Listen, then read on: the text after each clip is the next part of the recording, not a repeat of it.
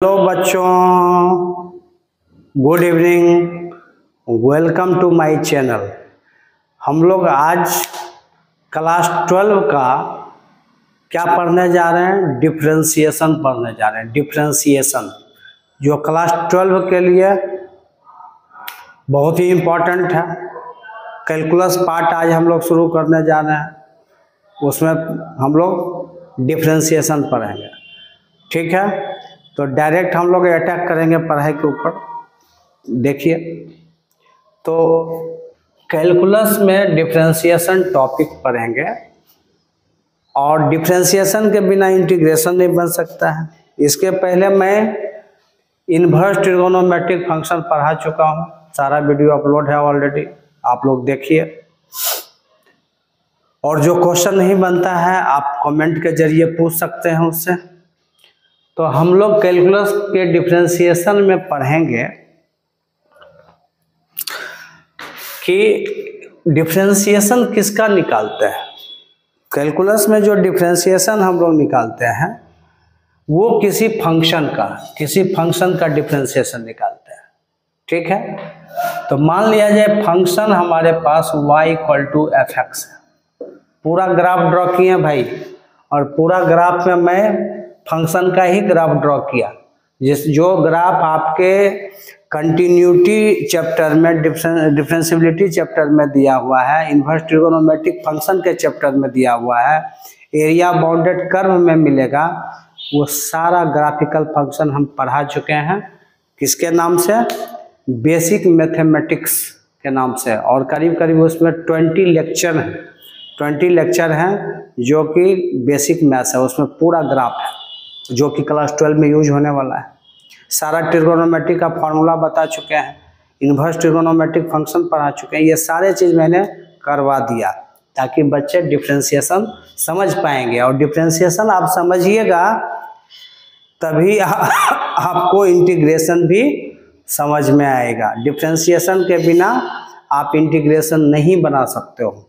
ठीक है, और कंटिन्यूटी और डिफरेंशिएबिलिटी के बिना एप्लीकेशन ऑफ डेरिवेटिव नहीं पढ़ सकते हो। तो अभी हम डिफरेंशिएशन का काम कर रहे हैं, इसके बाद इंटीग्रेशन करेंगे, फिर area bounded curve, differential equation, ये सब करके तब कंटिन्यूटी, डिफरेंशिएबिलिटी और एप्लीकेशन ऑफ डेरिवेटिव एक साथ वो तीनों करेंगे। ठीक है, चलिए उसके बाद वेक्टर 3D वगैरह जो भी है वो करेंगे। तो चलिए आप समझिए, y = f(x), y = f(x) का हमको डिफरेंशिएशन करना है। तो जब आप क्लास 11 में, जो बच्चे क्लास 11 में पढ़े हैं वो बेसिकली डिफरेंशिएशन थोड़ा बहुत पढ़ा है। वहाँ पर क्लास 11 में क्या था डिफरेंशिएशन में, कि जितने भी डिफरेंशिएशन वाले फॉर्मूला हैं उसको वहाँ प्रूफ किया गया। और उसको प्रूफ करने के लिए फॉर्मूला था, ये वहाँ पर आया था कि dy/dx = fx + del(x) - fx/del(x) ये था। और यहाँ पर लिमिटिंग वैल्यू लगा हुआ था, लिमिट del(x) → 0 ऐसे लगा हुआ।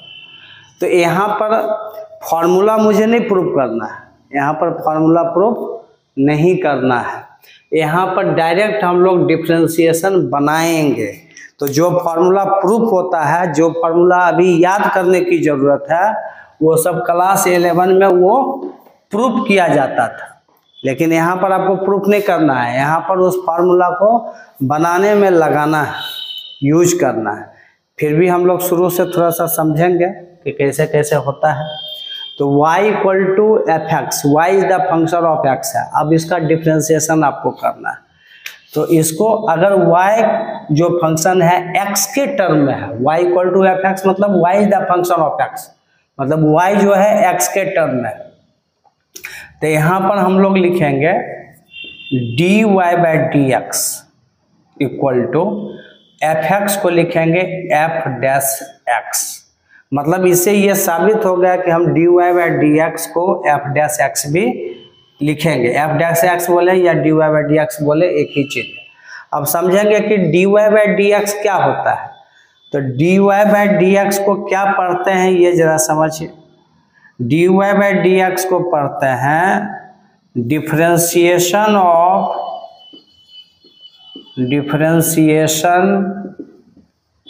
Of y। किसका डिफरेंशिएशन कर रहे हैं? dy बाई dx, मतलब y का डिफरेंशिएशन कर रहे हैं। Differentiation of y with respect to x, with w से विथ, r से रिस्पेक्ट टू x। एकदम क्लास 12 का बोर्ड के लिए काम कर रहे हैं जो 2024 में एग्जाम देने वाला है। तो ज़्यादा इधर उधर हम डीप में घुसेंगे तो आप लोग को दिक्कत होगा फिर, इसलिए एकदम टू दी पॉइंट बात करेंगे। तो differentiation of y with respect to x, dy by dx का ये मतलब हुआ कि हम लोग y का डिफरेंशिएशन कर रहे हैं x के रिस्पेक्ट में। और x के रिस्पेक्ट में क्यों कर रहे हैं? क्योंकि मेरा वेरिएबल जो है वो x के टर्म में है। अगर कहीं पर समझिए कि आपको y equal to F T लिखा हुआ है, तब आप जानते हैं क्या करेंगे? y is the function of t, मतलब y इक्वल टू टी के टर्म में वेरिएबल है। तो हम यहाँ लिखेंगे dy by D T equal to F dash T. ठीक है, एफ डैश टी मतलब y का डिफरेंशिएशन अभी t के रिस्पेक्ट में हो रहा है। Differentiation of y with respect to t। ठीक है, यहाँ पर y और t वेरिएबल है, यहाँ पर x और y वेरिएबल है। तो इसको क्या पढ़ेंगे? Differentiation of y with respect to t, t के रिस्पेक्ट में y का डिफरेंशिएशन करना। तो समझ गया इतना बात? अच्छा, उसके बाद ये तो हम लोग पढ़ेंगे ही इसको। और अगर किसी फंक्शन को एक बार डिफरेंशिएशन हम लोग करते हैं तो उसको फर्स्ट ऑर्डर डेरिवेटिव बोलते हैं। क्या बोलते हैं?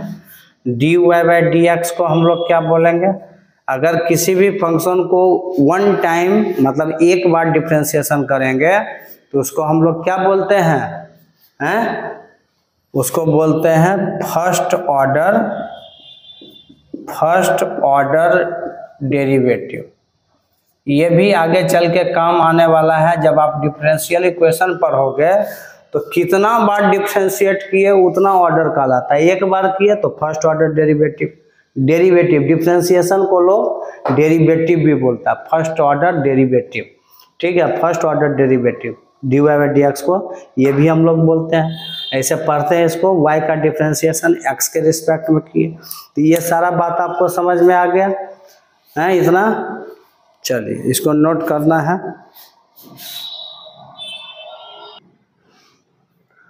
अब जल्दी जल्दी हम लोग समझ लेंगे। dy बाई dx का को हम बोले थे फर्स्ट ऑर्डर डेरिवेटिव।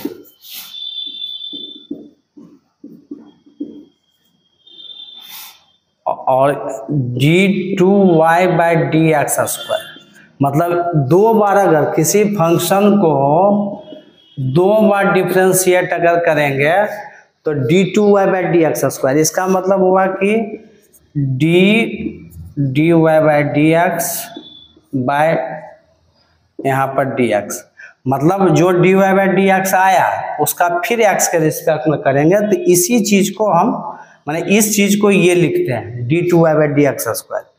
तो इसको हम बोलेंगे f डबल डैश x, और dy बाई dx को क्या लिखे थे? f dash x। इसको हम लोग बोलेंगे सेकेंड ऑर्डर डेरिवेटिव। कितना ऑर्डर? Second order derivative.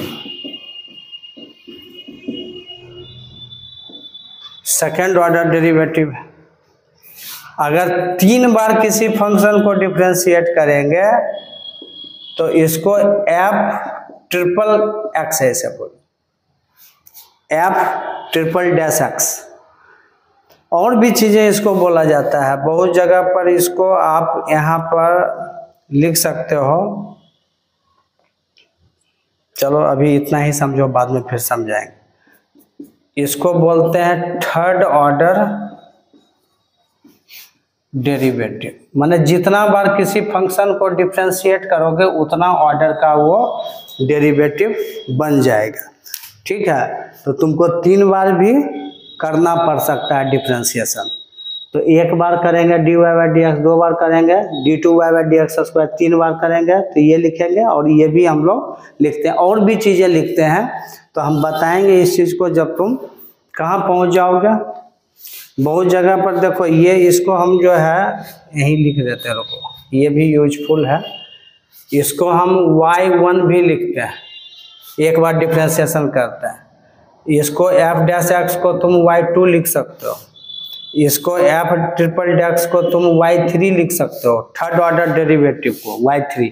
तो बहुत आसान हो गया लिखना, लेकिन जनरली ये लिखते हैं, और ज़्यादा लंबा चौड़ा लिखना पड़ रहा है तो y3, y2, y1 भी लिख के काम चलाता है।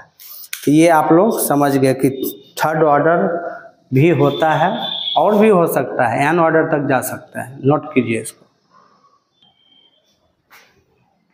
अब हम लोग सीधा सीधा जो बेसिक इसका फॉर्मूला है जिसके बिना काम नहीं चल पाता है, और साथ साथ ये भी सीखेंगे कि क्वेश्चन कैसे बनाना है, क्योंकि डिफरेंशिएशन का स्टार्टिंग में ही बच्चे नहीं समझ पाते हैं, जिसकी वजह से भारी लगने लगता है। लेकिन मेरे द्वारा पढ़ाए हुए एकदम डिफरेंशिएशन आसान हो जाएगा, 100% मैं गारंटी ले रहा हूँ। ठीक है, देखिए डिफरेंशिएशन आएगा तभी आप कैलकुलस बना पाएंगे, अदरवाइज तो कैलकुलस आप बना ही नहीं सकते हैं। तो एकदम सीखेंगे अच्छे से। देखिए some important basic formula of differentiation.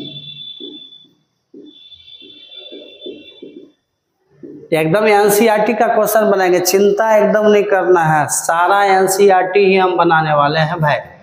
हमारे क्लास 12 के बच्चे हैं, बिहार बोर्ड के हैं, सीबीएसई बोर्ड के हैं, एनसीईआरटी से ज़्यादा क्वेश्चन पूछता है, उसी का बनाएंगे। ठीक है, लेकिन आप ज़्यादा देखेंगे जो एनसीईआरटी का मिसलेनियस का क्वेश्चन है वो आर.एस. अग्रवाल के एग्जाम्पल में दिया हुआ है, और उसका जो आर.एस. अग्रवाल का जो एग्जाम्पल है उसके ये एनसीईआरटी का एक्सरसाइज में दिया हुआ है। तो उसका मिसलेनियस एक्सरसाइज को मिला दीजिए पूरा, तो आर.एस. अग्रवाल का एग्जाम्पल हो जाता है। यही है, आप मिलाइए, मिला के देखिए, 1-2 क्वेश्चन का डिफरेंस होता है। तो हम तो रख के बनाएंगे 3.1 का एनसीईआरटी, ऐसे बनेगा क्वेश्चन, चिंता नहीं करना है। तो some important basic formula of differentiation, पहला फार्मूला है कि अगर y इक्वल टू आपको दिया हुआ है, क्या चीज बोलिए, y इक्वल टू अगर कोई कांस्टेंट टर्म है, c से कांस्टेंट, कांस्टेंट का मतलब होता है 2, 3, 4, 5, 8, 7, 9, कुछ भी, कोई भी नंबर ले लो यार। ठीक है, और यहाँ पर कांस्टेंट और क्या चीज़ को बोलते हैं, जिसके रिस्पेक्ट में डिफरेंशिएशन करना है वो प्रेजेंट ही नहीं हो तो कांस्टेंट ही माना जाएगा, अभी बताते हैं। तो अभी फिलहाल समझिए, किसी भी कांस्टेंट का डिफरेंशिएशन अगर x के रिस्पेक्ट में करते हैं, हमारा फंक्शन क्या y equal to c, differentiation of y with respect to x, मतलब इस c का डिफरेंशिएशन x के रिस्पेक्ट में करेंगे, और c पर यहाँ पर कहीं x नाम का चीज़ नहीं है, वेरिएबल नहीं है जिसके रिस्पेक्ट में कर रहे हैं, तो डिफरेंशिएशन 0 हो जाएगा। अब एग्जांपल देते हैं आपको, समझिएगा। जैसे y इक्वल टू हम कोई नंबर ले लिए 2, 5, 8, 7 एंड कुछ भी ले लो, नंबर ले लिए, या हम लोग ऐसे ले लिए 4a and 6b and 7z, ऐसे कुछ ले लिए, और आप कर रहे हो यहाँ पर dy बाई डी एक्स। बताओ, तो अगर इसमें 2 का डिफरेंशिएशन हम निकालेंगे, डिफरेंशिएशन ऑफ 2 किसके रिस्पेक्ट में, x के रिस्पेक्ट में, differentiation of 2 with respect to x, y का वैल्यू 2 मैंने लिया, तो 2 का डिफरेंशिएशन x के रिस्पेक्ट में 0, क्योंकि 2 जो है इसमें x नहीं लगा हुआ है। अब और एग्जांपल देते हैं, जैसे हम लिए differentiation of 4a with respect to x, तो 4a का डिफरेंशिएशन x के रिस्पेक्ट में 0 ही होगा, क्यों होगा? क्योंकि 4a में कहीं x लगा हुआ है? नहीं लगा हुआ। तो आप जिसके रिस्पेक्ट में डिफरेंशिएशन कर रहे हैं वो वेरिएबल इधर नजर आ रहा है कि नहीं आ रहा है, ये आपको देखना है। ठीक है, यही सब चीज बच्चे को समझने में दिक्कत होता है कि किसके रिस्पेक्ट में करेंगे तो 0। तो ये सब कांस्टेंट ही है। अगर x के रिस्पेक्ट में करेंगे तो सब एज ए कांस्टेंट होगा, क्योंकि इसमें x प्रेजेंट नहीं है।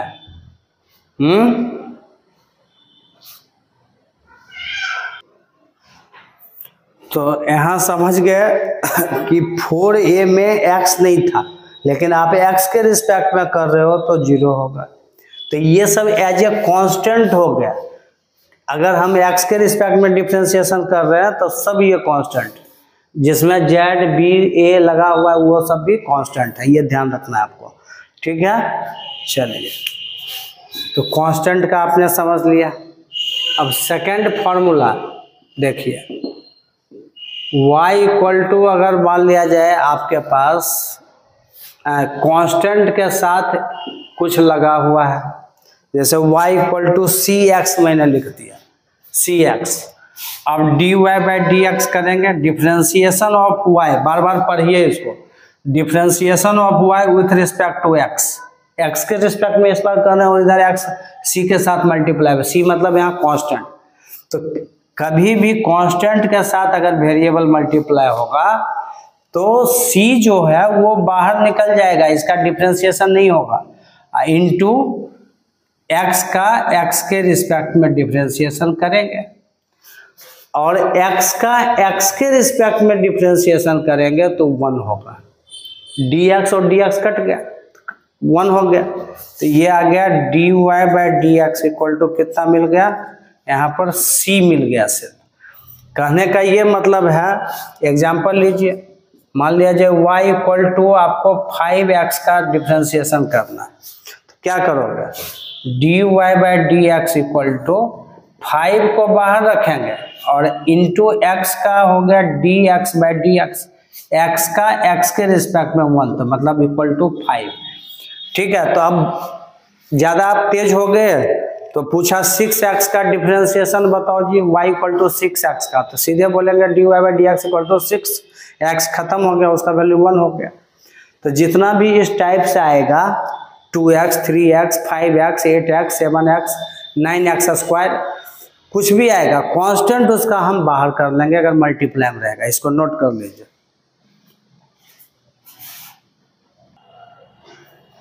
अब हम लोग देखेंगे यहाँ पर तीसरा फॉर्मूला, जैसे y इक्वल टू e पर पावर x का है, क्या डिफरेंशिएशन होगा y इक्वल टू e पर पावर x का, तो लिखेंगे यहाँ पर dy by dx equal to differentiation of y और विथ रिस्पेक्ट टू x।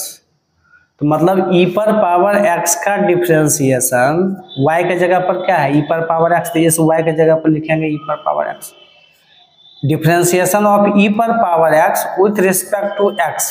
अब अच्छे से समझना है, अभी e पर पावर x का हम x के रिस्पेक्ट में कर रहे हैं क्योंकि हम dy बाई dx निकालना चाहते हैं। तो x कहाँ है, इसके पावर में, इसके पावर के रिस्पेक्ट में कर रहे हैं, देख लो। तो e पर पावर x का डिफरेंशिएशन x के रिस्पेक्ट में e पर पावर x ही होगा। बहुत आसान है ना, e पर पावर x का डिफरेंशिएशन x के रिस्पेक्ट में e पर पावर x होगा। ठीक है, अब साथ साथ एक देखिए, अभी अगर हम सारा फार्मूला लिखेंगे तो 10 मिनट में 20 को फार्मूला सब लिख देंगे, लेकिन मेरा ये कहना है कि हर फार्मूला के साथ साथ अगर हम इसका एग्जाम्पल समझते जाएंगे तो आप शुरू का 2-3 एक्सरसाइज बना लीजिएगा, आपको पता भी नहीं चलेगा। ठीक है, सारे फार्मूला को के साथ साथ एग्जाम्पल जरूरी है, यही समझना है हम लोग को, फिर फंडामेंटल क्लियर हो जाएगा, डिफरेंशिएशन बनाने लगेगा अच्छे से। चलिए, अब इस पर अगर हम कोई चाहते हैं कि और हम दें तो एक चेन रूल नाम का चीज आएगा जो साथ साथ हम लोग सीखेंगे जरा। तो एक एग्जांपल जैसे मैं लिया कि y इक्वल टू e पर पावर 5x का क्या डिफरेंशिएशन होगा, तो यहाँ पर थोड़ा सा हमको चेन रूल लगाना होगा। अगर हमको बोल दिया क्वेश्चन कि find dy by d x, differentiation of y with respect to x बोला, तो हम कैसे करेंगे? तो हम लोग लिखेंगे डिफ्रेंसिएशन ऑफ e पर पावर 5x, e पर पावर 5x का डिफ्रेंसिएशन x के रिस्पेक्ट में हम करना है। किसके रिस्पेक्ट में पूछ रहा है? x के रिस्पेक्ट में। तो जब फॉर्मूला में आप क्या पढ़े हो कि जब e पर पावर x था तो इसके पावर में x था, तो मैं तुमने x के रिस्पेक्ट में किया और उसका फॉर्मूला e पर पावर x ही हुआ।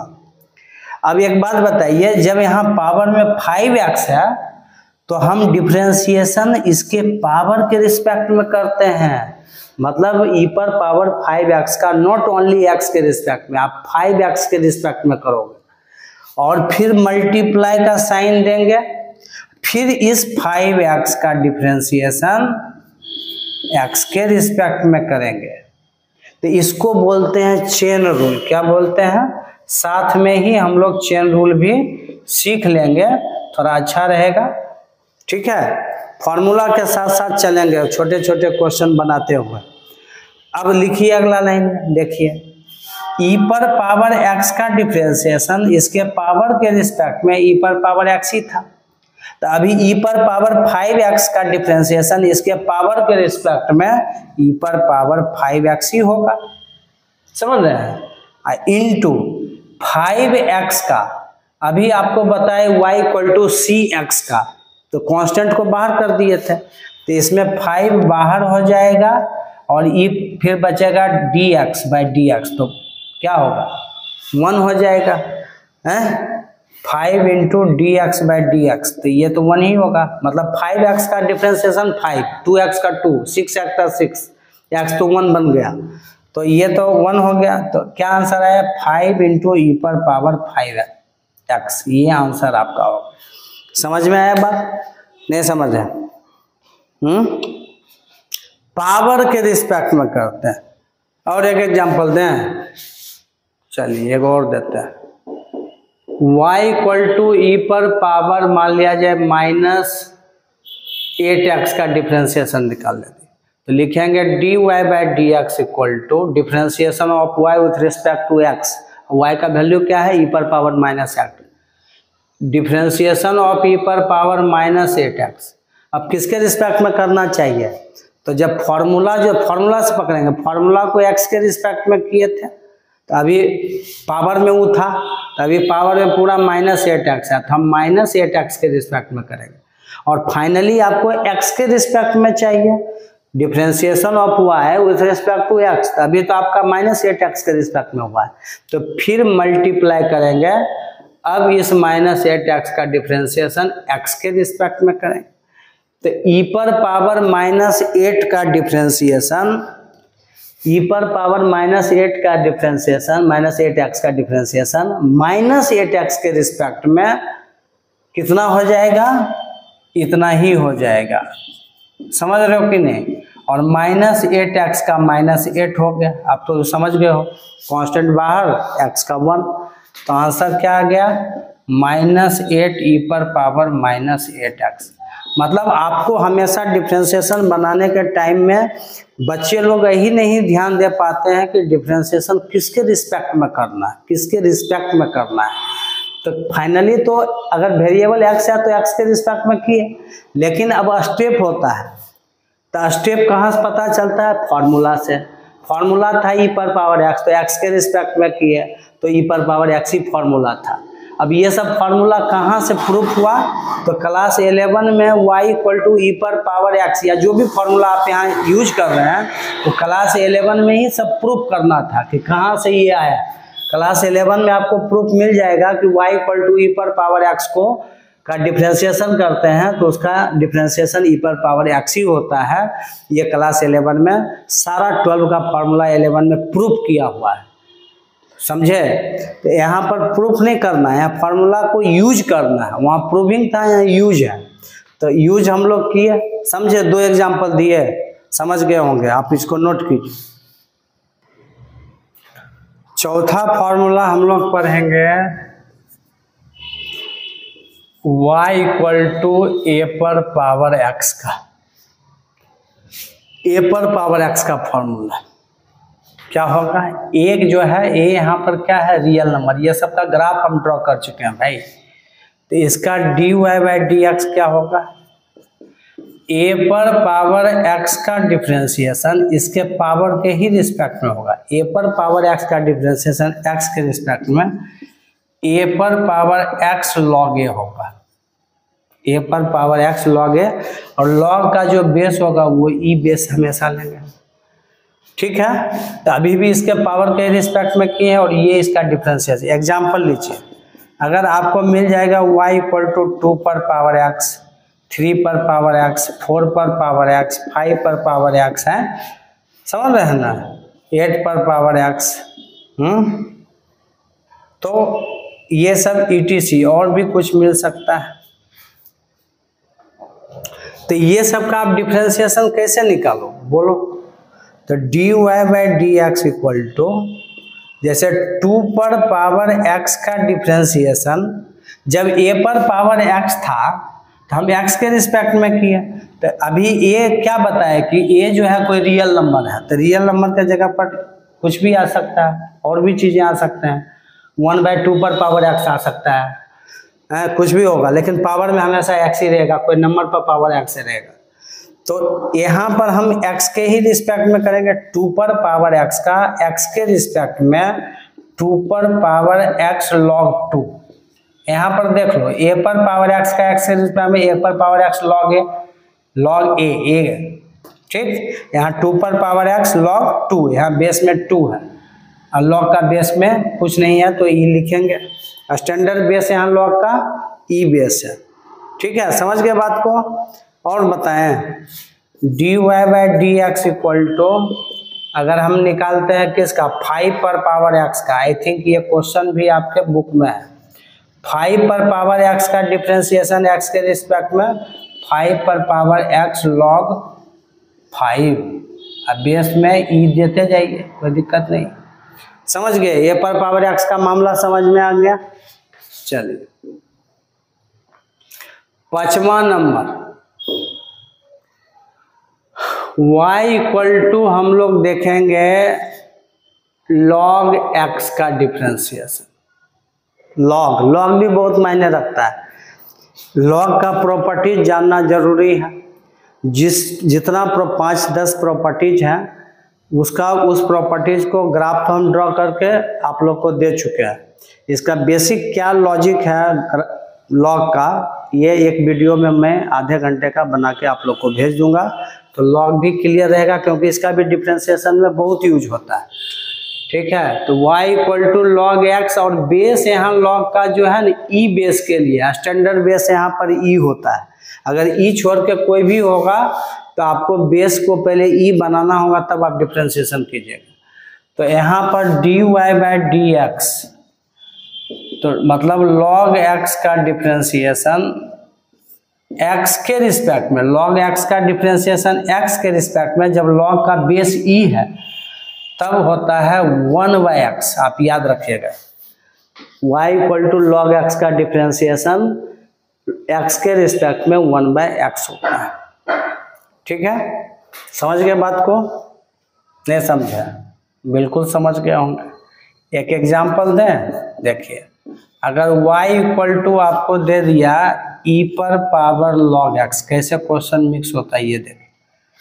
क्वेश्चन दे दिया y इक्वल टू e पर पावर log x का डिफरेंशिएशन निकालिए, तो इसका डिफरेंशिएशन हम लोग क्या करेंगे, dy by d x equal to e पर पावर log x का डिफरेंशिएशन निकालेंगे। अब बताओ, जब फॉर्मूला e पर पावर x था तो x के रिस्पेक्ट में किए थे डिफरेंशिएशन, किए थे, तो अब यहाँ पावर में log x है तो हम पहले log x के रिस्पेक्ट में करेंगे, यहाँ चेन रूल लगेगा। log e पर पावर log x का डिफरेंशिएशन log x के रिस्पेक्ट में करेंगे, मल्टीप्लाई फिर log x का डिफरेंशिएशन x के रिस्पेक्ट में करेंगे। समझे, log x का x के रिस्पेक्ट में 1/x, लेकिन बेस log का क्या होना चाहिए, e होना चाहिए। तो देखिए ई पर पावर log x का डिफरेंशिएशन log x के रिस्पेक्ट में, उसके पावर के रिस्पेक्ट में, ई पर पावर x का x के रिस्पेक्ट में ई पर पावर x, तो ई पर पावर भी log x है, log x के रिस्पेक्ट में कर रहे हैं तो ई पर पावर log x ही होगा। बात समझिएगा, इंटू log x का x के रिस्पेक्ट में 1/x, ठीक है, क्या हो गया 1/x, तो इसका आंसर हो गया ई पर पावर log x अब बाय x, और यहाँ बेस ई तो रहेगा ही। समझ में आया बात? तो हम लोग इस तरीके से मिक्स कर सकते हैं क्वेश्चन को, अभी और बहुत सारा मिक्स होगा, अभी तो छोटा छोटा मिक्सिंग हम कर रहे हैं।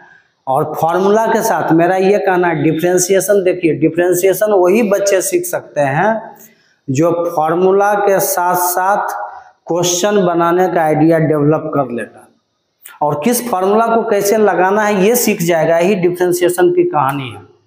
ठीक है, चलिए नोट कीजिए इसको।